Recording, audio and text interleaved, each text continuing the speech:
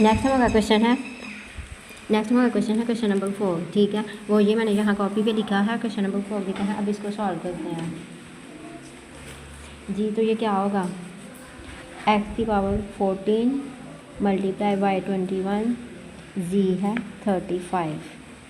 क्या आ जाएगा, बाई 14 और z है 7। इसकी पावर कितनी है, 7 है ना लिखी हुई, तो ये मैं इसको लिख देती हूँ 1/7। अब इसको मल्टीप्लाई हमने 1/1 देखना है। x की पावर 14 मल्टीप्लाई क्या है, बाय 1/7 मल्टीप्लाई बाय 21 है यहाँ पे, और बाय कितनी है, मल्टीप्लाई 1/7। ऐसे ही z की कितनी है 35 मल्टीप्लाई 1 बाय क्या है 1/7 डिवाइड। अब y की पावर कितनी है 14 मल्टीप्लाई 1/7 मल्टीप्लाई z की पावर कितनी है 7 मल्टीप्लाई 1/7। ठीक है, अब ये वाली सारी जो हमने इसकी कैंसिलेशन करनी है, कौन कौन से टेबल से होगी। तो x की पावर क्या आ जाएगी, 7 2 ज़ा 14, तो x की पावर आ गई 2 मल्टीप्लाई y की पावर देखो 7 3 ज़ा 21, तो 3 1 ज़ा क्या आता है 3, तो y की पावर क्या आ गई 3 मल्टीप्लाई z की पावर 7 5 ज़ा 35, 5 को 1 से मल्टीप्लाई किया तो 5 आ गया डिवाइड 7 2 ज़ा 14 और 2 1 ज़ा 2, तो y की पावर कितनी आ गई 2 मल्टीप्लाई 7 1 ज़ा 7, 1 को 1 से मल्टीप्लाई किया तो 1 आ गया। अब यहाँ पे नेक्स्ट देख लो, x वाली पावर इकट्ठी करनी है, y की इकट्ठी और z वाली इकट्ठी, तो x की पावर 2, उसके अलावा x की कोई है नहीं है, तो बस यही लिखेंगे। अब y की पावर कितनी है 3, ये नीचे है प्लस की 2 है, ऊपर जाएगी तो -2 हो जाएगी, 3 - 2। ऐसे ही z की क्या है ये सो गई, ये लिखा हुआ है z की पावर 5 है ये। ठीक है, ये क्या आता है z की पावर 5 है ये लिखी हुई, तो z की कितनी आ जाएगी 5, और ये इसकी पावर कितनी है 1, प्लस की 1 है, ऊपर जाएगी -1 हो जाएगी, तो क्या आएगा यहाँ से x की पावर 2, y की कितनी आ जाएगी 3 में से -2 किया तो 1 ही आएगी, इसकी पावर 1 आ गई, और z की क्या आएगी 5 में से 1 माइनस किया तो 4। ये है हमारे पास इसका आंसर। नेक्स्ट क्वेश्चन की तरफ चलते हैं। नेक्स्ट क्वेश्चन वाला लिखा हुआ है 5 वाला क्वेश्चन है।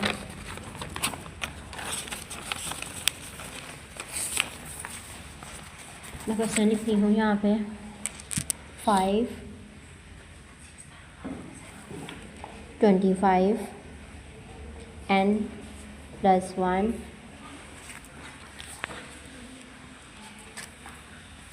-25 5 की पावर 2n डिवाइड 5 की पावर 2n + 3 -25 पावर है n + 1। अब इसको सॉल्व करते हैं हम जी। तो देखो इसको सबसे पहले ये 5 ऐसे ही आ गई।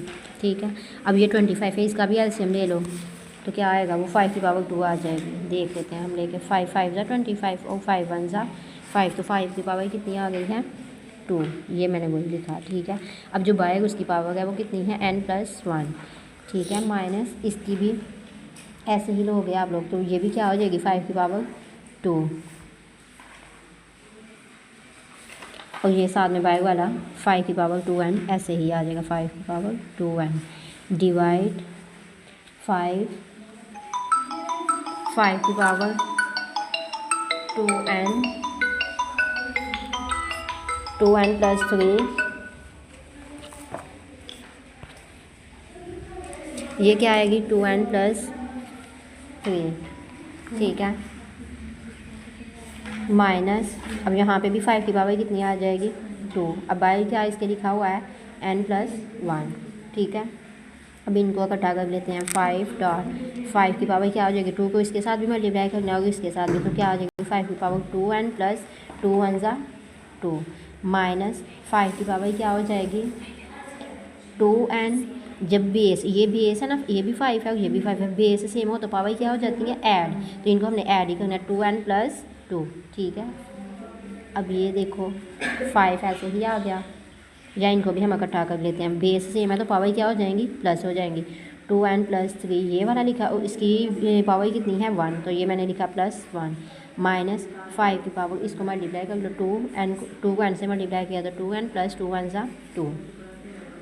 अब देखो यहाँ पे ये ऊपर वाला स्टेप ऐसे ही आ जाएगा 2n + 2 -5 की पावर 2n + 2 नीचे वाले को देख लो, 5 की पावर 2 एन ऐसे ही आ जाएगी। 3 में +1 किया तो क्या आ जाएगा 4, ठीक है।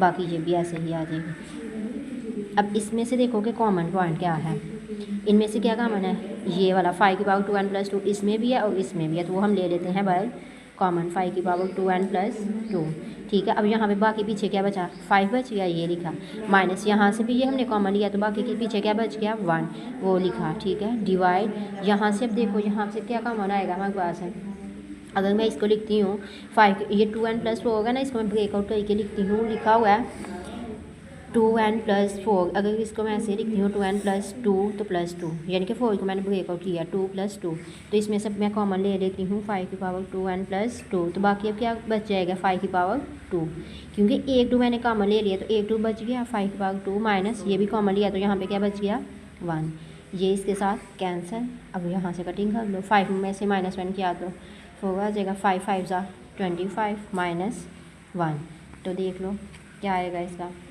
4, 25 में से 1 माइनस किया तो 24, कटिंग एक की टेबल से करनी है, ऊपर नीचे होती है तो हो जाएगी 4 की टेबल से, यस हो जाएगी। 4 1 ज़ा 4 और 4 6 ज़ा 24, तो इसका आंसर क्या आ गया है 1/6, ये है क्वेश्चन 5। अब नेक्स्ट क्वेश्चन है क्वेश्चन नंबर 6, ये भी आप लोगों का ऐसे ही होगा, ठीक है, खुद ही आप लोगों ने करना। नेक्स्ट क्वेश्चन है क्वेश्चन नंबर 7, वो मैं आपको बताती हूँ। 64 - 2/3 डिवाइड 9 - 3/2, इसको सॉल्व करते हैं।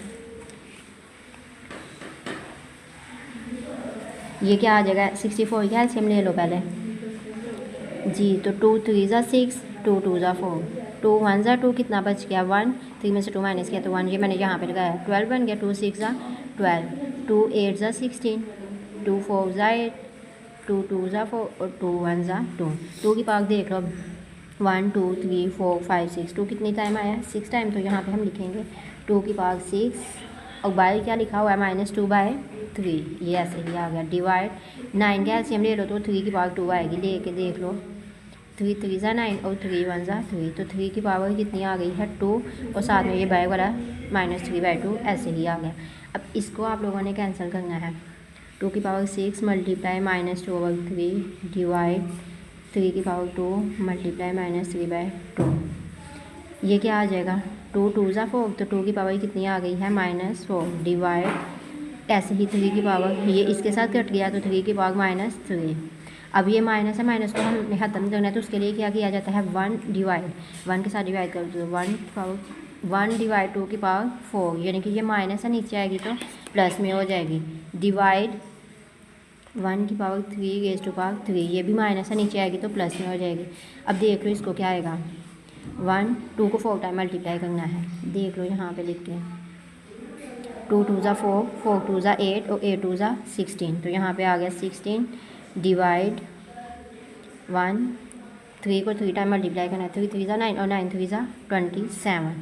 अब ये क्या हो जाएगा इसके बाद 1/16 डिवाइड है, मैं मल्टीप्लाई में चेंज करती हूँ तो मल्टीप्लाई होगा तो ये क्या हो जाएगी वैल्यू उल्टी जाएगी, ठीक है। तो ये क्या आ जाएगा 27/1, 1 से कट गया तो आंसर में क्या बच गया 27/16। अगर तो ऊपर नीचे कटिंग होती है एक ही टेबल से तो हो करनी है, नहीं होती तो यही हमारा आंसर है फाइनल, ठीक है। ये हमने किया है क्वेश्चन नंबर 7। अब नेक्स्ट जो 2 पार्ट है ना, ये आप लोगों ने खुद करनी है। ओके स्टूडेंट्स, अल्लाह हाफ़िज़।